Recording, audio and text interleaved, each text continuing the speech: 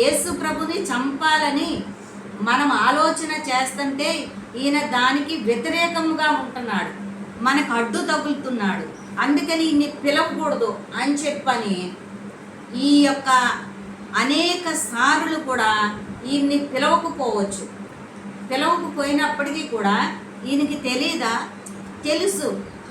ఈ గ్రూపులో కూడా చాలామంది ఈ ఆలోచనలకు సమ్మతింపినటువంటి వాళ్ళు ఈ గ్రూపులో ఇంకా ఉన్నారు. తర్వాత వద్దాం. ఇప్పుడు అరిమతయి యోసేపు గారి గురించే మాట్లాడదాం.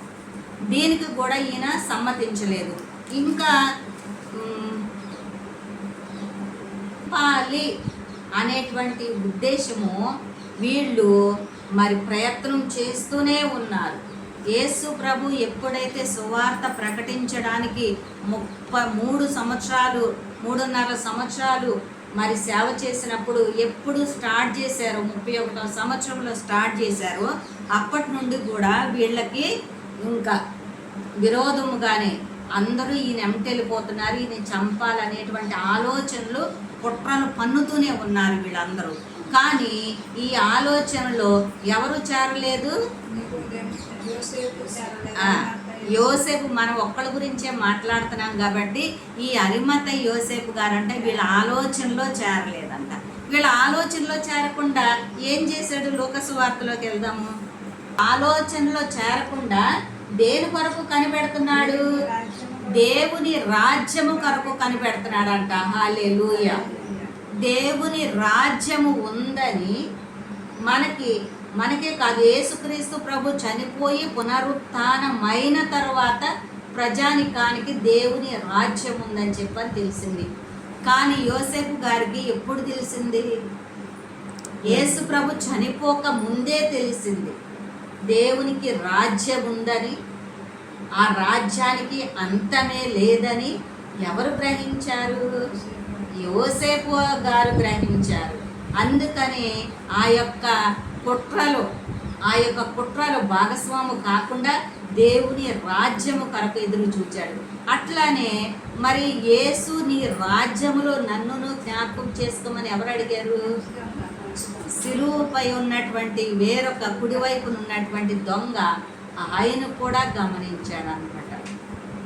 ఆనాడు గాబ్రియేలు దూత మరియ తల్లికి చెప్పినటువంటి మరి యొక్క శుభ సమాచారము, ఆయన రాజ్యానికి అంతమే లేదు అని చెప్పబడినటువంటి ఆ యొక్క మాట ఈ బిడ్డల హృదయాలలో కూడా ఆ జీవనది ప్రవహించిపోయిందనమాట. అయితే దేవుని రాజ్యము కొరకు ఎదురు చూచాడు కానీ వాళ్ళ ఆలోచనలో ఈయన లేడంట. వాళ్ళ ఆలోచనలు ఇప్పుడు అందుకనే దావీదు భక్తుడు ఏమన్నాడు మొదటి కీర్తనలో? ఈ యొక్క అరిమతయి యోసేపు గారు ఏమి చేయటాన్ని బట్టి ఈయనకి దేవుని రాజ్యం ఉందని తెలిసింది. ధర్మశాస్త్రాన్ని ధ్యానించడం వల్ల చదువుతున్నాడు కాబట్టి ఆయనకి దేవుని రాజ్యం ఉందని చెప్పని ఎదురు చూచాడు అనమాట. దుష్టుల ఆ యొక్క పరిసయ్యులు, శాస్త్రులు, ధర్మశాస్త్రోపదేశకులు, ఆ యొక్క యూదుల సభ్యులందరూ కూడా ఏం చేశారు? దుష్టాలోచన చేశారు. వాళ్ళు పాపులై ఉన్నారు, వాళ్ళు అపహాసకులై ఉన్నారు. ఆ యొక్క దుష్ట ఆలోచనలో ఈయన నడవలేదు. అపహాసకముగా యేసు ప్రభుని అపహాస్యం చేశారు, శిష్యులను అపహాస్యం చేశారు. చేసినప్పుడు ఈయన ఆ గ్రూపులో లేడు. ఆ పాపపు ఆలోచన చేసినటువంటి యేసుక్రీస్తును చంపినటువంటి ఆ యొక్క పాపుల మార్గంలో నిలవకోకుండా ఆయన ఏం చేశాడు? దేవుని రాజ్యము కొరకు ఎదురు చూచాడు. మరి దేవుని రాజ్యము కొరకు ఎదురు చూచినప్పుడు ఈయనకు రాజ్యము లేకుండా చేస్తాడా దేవుడు? ఈయనకి పరలోక రాజ్యము లేకుండా చేస్తాడా దేవుడు? చేయడు. ఈ అత్యల్పులలో ఎవరికి చేసినా నాకు చేసిన చేసినట్లే అన్న దేవుడే ఆయనకే డైరెక్ట్గా ఆ యొక్క బంగారు దేహమును, ఆ దేహాన్నే కాదు ఆ యొక్క వస్త్రాన్ని ముట్టితేనే స్వస్థత వచ్చింది. ఆ యొక్క ఉమ్ము ఆ యొక్క మట్టిలో వేసి కలిపి గుడ్డివాడికి ఇస్తే స్వస్థత వచ్చింది. రక్తం. ఆ బంగారు బంగారం కాదు, వజ్ర వైడూర్య రత్న ఖచ్చిత గోమేదుకముల కంటే గొప్పదైనటువంటి ఆ యొక్క దేహము, ఆ దేహము ఆ యొక్క వాటినే ఆ యొక్క బంగారము వజ్ర వైడూర్యాలనే సృష్టించిన దేవుడు ఆ యొక్క దేహాన్ని ఆ యొక్క చేతులతో సిలువ మీద నుండి దించి, ఎంత కష్టమవుతుందో సిలువనే మరి కిందకు పెట్టి తీసారా, త్రాళ్లతో కట్టి దించారనేది ఎక్కడో ఉంది. ఆ సిలువ మీదకి ఎక్కడానికి మనిషికి ఎంత మరి సాహసం అది. ఆ సిలువ మీద ఉన్నటువంటి ఆ మేకులతో కొట్టబడినటువంటి ఎదురొస్తుందా, ఈ చేతుల్లో 6 అంగుళాల మేకులు కొట్టినటువంటి ఆ మేకుల్ని ఎలా తీశారు, ఈ 2 కాళ్ళకి ఇలా పెట్టి కొట్టేసినటువంటి ఈ చేతిలో మేకు ఈ చేతిలో మేకు 2 కాళ్ళకి ఇలా పెట్టి కొట్టేసినటువంటి మేకులు అవి ఎలా తీశారు. సింపుల్గా వెళ్ళి ఆ యొక్క దేహమును సిలువ మీదన దించి సమాధిలో పెట్టేశారనే చెప్తున్నాం. కానీ అక్కడ ఎంత కష్టం అంటే తీయడానికి, ఈయన జీవితాంతము దేవుని సేవ చేయకపోవచ్చు, కానీ ఆ ఒక్కరోజు చేశాడే పని ఎంత కష్టమో. మనుషులు ఎవరు దొరికారు, ఎవరిని పిలుచుకున్నాడు, ఎవరికి ఆయనతో పాటు ఏ బిడ్డలు వచ్చారు రహస్యంగా, వాళ్ళు కూడా ఎంత ధైర్యం ఉంటే వచ్చారు. మేము ఏమైపోయినా మాకు పర్వాలేదు, ఆ యేసు ప్రభువుని శరీరమును మేమైతే తాకుతాము, మేము తాకాలి, ఆయన్ని దించాలి.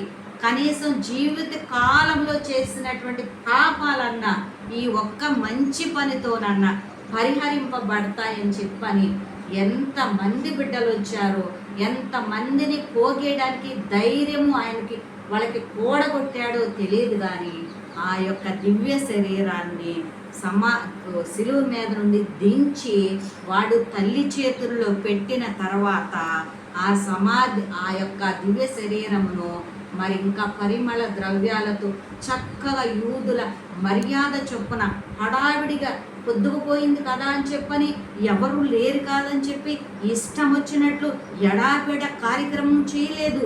వాళ్ళు ఎలా చేశారో రేపు చెప్తాను నేను. అది ఎడాపెడ చేయలేదు ఆ కార్యక్రమం. ఎంత చక్కగా, ఎంత మర్యాదగా ఇవాళ దిక్కులేని అనాథ శవాలనే ప్రభుత్వం కానీ, కొంతమంది మంచి బిడ్డలు కానీ, క్రైస్తవులు కానీ, మున్సిపాలిటీ వాళ్ళు కానీ ఎడాపెడా పడేట్లా ఎంత మంచిగా క్రమపరిచి వాళ్ళని దహన కార్యక్రమాలు చేస్తున్నారు. మరి అలాంటి వాళ్ళకి చేస్తే ఆ దివ్య శరీరము దేవాది దేవుడైనటువంటి యేసుక్రీస్తు ప్రభు యొక్క శరీరమును ఇంకెంత చక్కగా ఏది ఎలా జరిగినప్పటికీ కూడా ఆయనది ప్రతీది కూడా మంచి కార్యక్రమమే జరిగిందనమాట.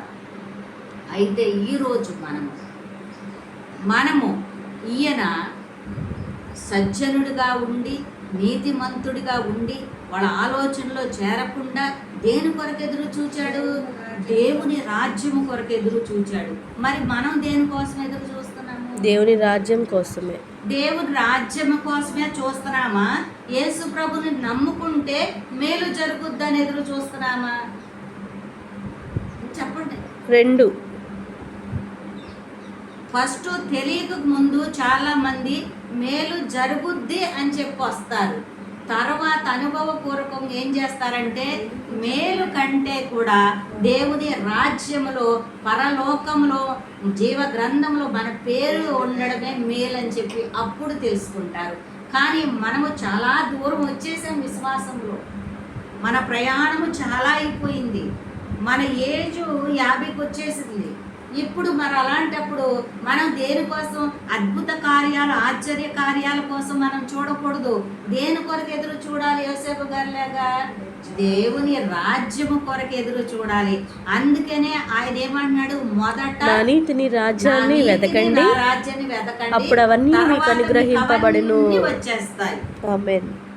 హల్లెలూయా, హల్లెలూయా.